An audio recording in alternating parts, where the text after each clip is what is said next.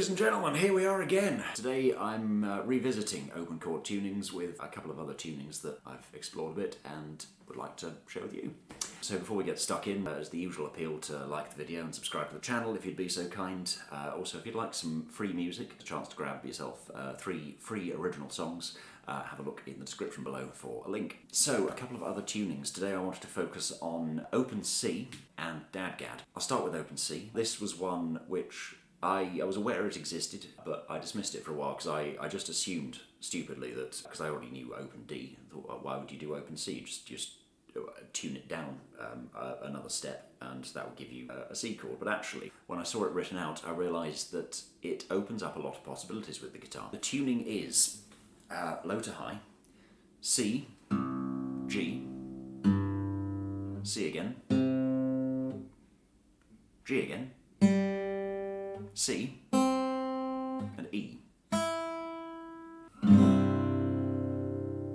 So, if you haven't yet watched it, I would recommend having at least a quick watch of the first video I did on open D and G tunings, because that will cover a lot of the ideas behind open chord tunings for fingerstyle guitar and the justification and how they work and some of the theory. So if you compare that to open D, it's actually quite a different shape. With open D, you have the third of the chord, the F sharp, right in the middle of the guitar, so it's the third string. Whereas in this case, the third of the chord, the E, is right at the top. So actually your shape's going to be very different. And the thing that really stood out for me, that really made it appeal, was that it slightly expands the range of the guitar, because your first string is the same pitch as it would be in standard tuning, so that's still an E. But your lowest string actually drops 2 whole steps down to a low C. And whilst it's only really adding 4 extra notes to the bottom of the guitar, as far as your thumb is concerned, if it's playing a bass line, you're probably getting into baritone guitar territory at that point. You know, the lowest string on a baritone guitar is typically tuned to either A or B. And it does, I mean, you've got great big octaves for both the root and the fifths, the C and the G.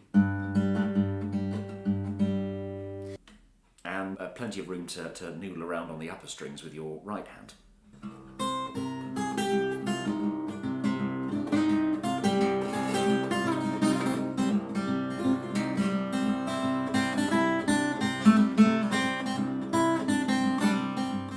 As I showed in the first video with the open D and G tunings, you can go from the major tuning to the minor tuning very easily, and indeed the sus4, you've just got to raise that third or lower it. Obviously you can't do that from the open string without retuning the guitar, but you can take the third, the top string, raise that up a few frets until you get to the fifth, so E, E, F, G. Then on the string below, where you've got one of the octaves of C, again up 3 frets and you've got E flat. Then you've got C minor. Or if you're playing further up the neck, for example for F minor, by taking the top few notes you can flatten the third to A flat. You've got your root and fifth below, and you can go down to the bottom string or one of the octave strings, and you've got F minor. And much like with open D and G, again, when you go up to the fourth, you've got an octave C, which is a nice fifth to go with your F, which is the root of your fourth, and you've got, as I explained earlier, 2 Gs there for the 5 chord.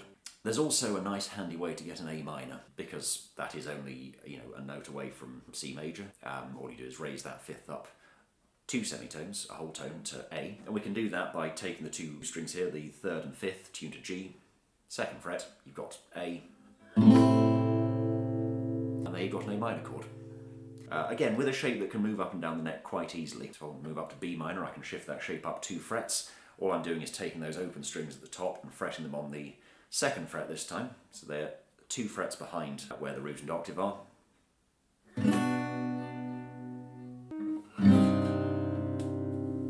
C minor tuning, again very similar, you've got C and G all the way up until you get to the 1st string, which is now tuned to E flat.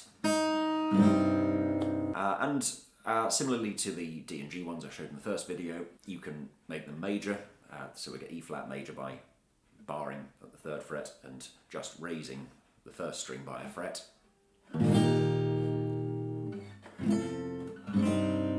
But it's nice and easy to get the 6th and 7th chords of the minor scale. If you think about how you go from C minor to A flat major, C, E flat, G, all you do is raise that 5th up to A flat, and you've got A flat major. So we take the 2 strings tuned to G, 3 and 5, raise those up by 1 semitone, and that gives us, ignoring the bottom string of course, you've got A flat,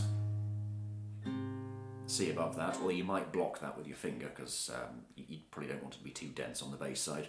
But A flat octave, and then above that C, and open E flat. And that's a nice easy shape which you can shift up to B flat, just fretting 1 fret behind on those top 2 strings. I've got B flat, D and F. No, I'm blocking the 4th string with my finger.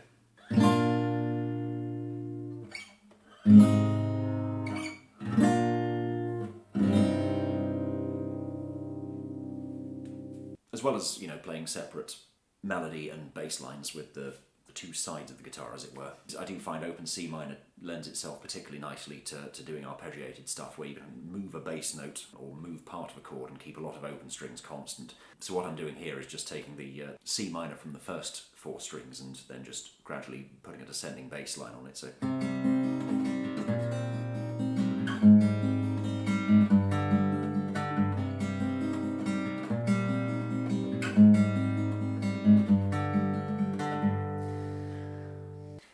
And finally, I'd like to do a very quick bit on a tuning known as DADGAD.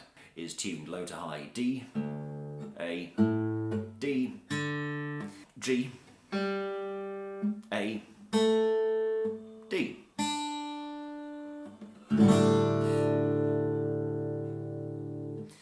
So very similar to open D, but the 3rd string is tuned to G instead, or indeed it's a D sus4 chord. It's not so different from using open D, if you're familiar with it, but it takes a bit of time to get used to the fact that your 3rd string is tuned to G rather than F sharp.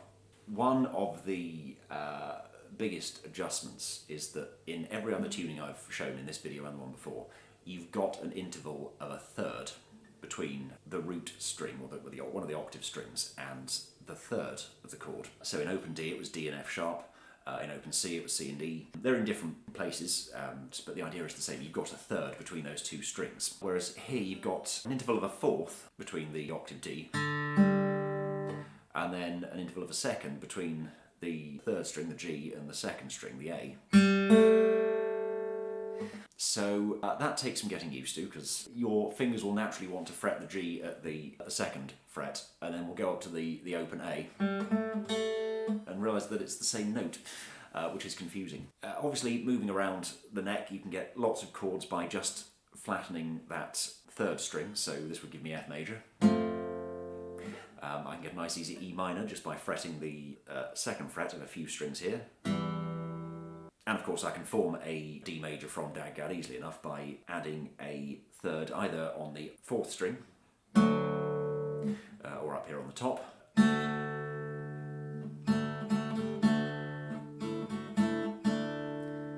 But in both cases what I'm doing is I'm just fretting the 3rd string, the G, at the 2nd fret, so it becomes A, it becomes another 5th.